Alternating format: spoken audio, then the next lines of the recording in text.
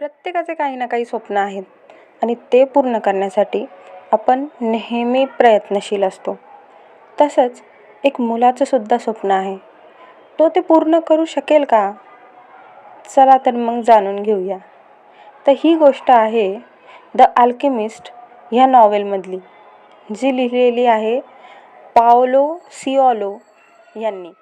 मेंढपाळ एक साधा, स्वप्न मोठं खास, मनात त्याच्या दडलं होतं खजिन्याचं आभास. रात्रीच्या त्या शांततेत एक हाक येई दूर, उठ रे पुढे चालत जा, तुझंच आहे हे नूर.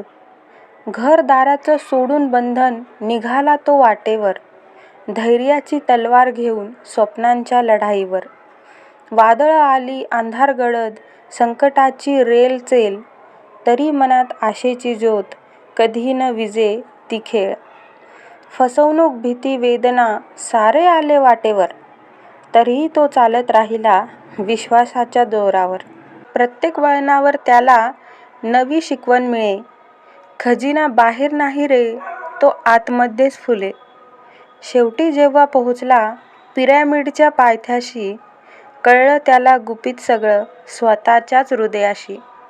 जिथे सुरुवात केली होती तिथेच खजिना सापडला, स्वतःला ओळखताना खरा अर्थ आयुष्याचा उमगला.